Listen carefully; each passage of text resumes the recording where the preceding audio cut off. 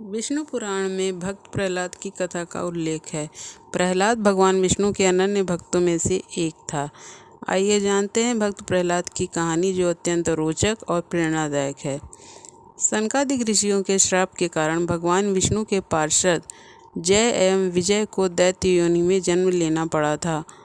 महर्षि कश्यप की पत्नी दक्ष पुत्री दीति के गर्भ से 2 महान पराक्रमी बालकों का जन्म हुआ।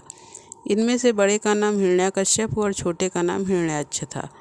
दोनों भाइयों में बड़ी प्रीति थी। दोनों ही महाबलशाली, अति पराक्रमी और आत्मबल संपन्न थे।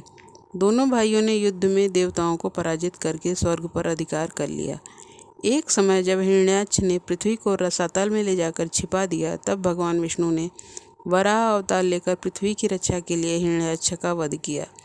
अपने प्रिय भाई हिरण्याक्ष के वध से दुखी होकर हिरण्यकश्यप ने दैत्यों को प्रजा पर अत्याचार करने की आज्ञा देकर स्वयं महेंद्राचल पर्वत पर चला गया। वह भगवान विष्णु द्वारा अपने भाई की हत्या का बदला लेने के लिए ब्रह्मा जी की घोर तपस्या करने लगा। इधर दैत्यों के राज्य को राज्य विहीन देखकर देवताओं ने उन पर आक्रमण कर दिया। दैत्यगण इस युद्ध में पराजित हुए और पाताल लोक को भाग गए। देवराज इंद्र ने हिरण्याकश्यप के महल में प्रवेश करके उसकी पत्नी कयाधु को बंदी बना लिया। उस समय कयाधु गर्भवती थी, इसलिए इंद्र उसे साथ लेकर अमरावती की ओर जाने लगे।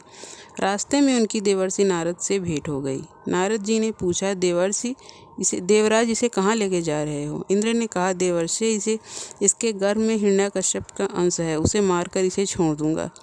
यह सुनकर नारद जी ने कहा, देवराज, इसके गर्भ में बहुत बड़ा भगवत भक्त है, जिसे मारना तुम्हारी शक्ति के बाहर है, अतः इसे छोड़ दो। नारद जी के कथन का मान रखते हुए इंद्र ने कयाधु को छोड़ दिया और अमरावती चले गए। नारद जी कयाधु को अपने आश्रम पर ले गए और उससे बोले, बेटी, तुम यहाँ आराम से रहो। जब तक तुम्हारा पति अपनी तपस्या पूरी करके नहीं लौटता। कयाधु उसी पवित्र आश्रम में नारद जी के सुंदर प्रवचनों का लाभ लेती हुई सुखपूर्वक रहने लगी, जिसका गर्भ में पल रहे शिशु पर भी गहरा प्रभाव पड़ा। समय होने पर कयाधु ने एक पुत्र को जन्म दिया, जिसका नाम प्रहलाद रखा गया। इधर हिरण्याकश्यप की तपस्या पूरी हुई और वह ब्रह्मा जी से मनचाहा वरदान लेकर वापस अपनी राजधानी चला गया। कुछ समय के बाद कयाधु भी प्रहलाद को लेकर नारद जी के आश्रम से राजमहल में आ गई।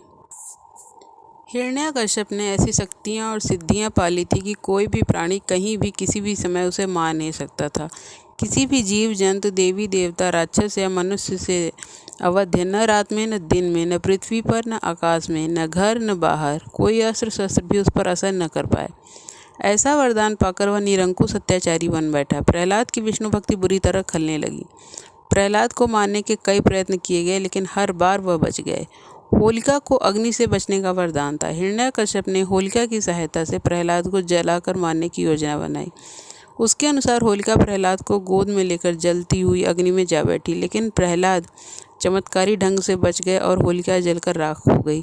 उधर विष्णु ने नृसिंह के रूप में खंभे से निकलकर गोधूलि के समय हिरण्याकश्यप को मार डाला। मान्यता है कि तभी से होली का त्यौहार मनाया जाने लगा। हिरण्याकश्यप के वध के बाद उत्तराधिकारी के रूप में प्रहलाद अभिषिक्त हुए।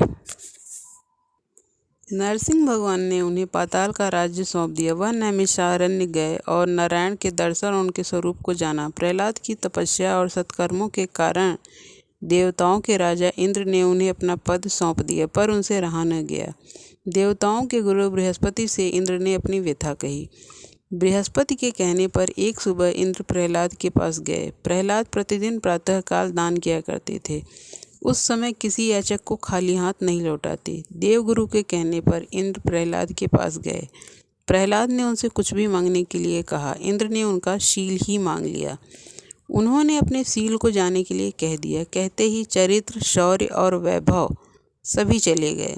अंत में एक प्राणवान पुंज निकला। प्रहलाद ने उसकी ओर देखा तो वह बोला, आपके पास अब न शौर्य है, न वैभव, न तप, न प्रतिष्ठा और न ही संपदा। मेरा छोड़ना सुनकर सभी विभूतियाँ चली गईं। अब मैं भी जा रहा हूँ। इंद्र ने केवल शील लेकर ही प्रहलाद का सब कुछ ले लिया।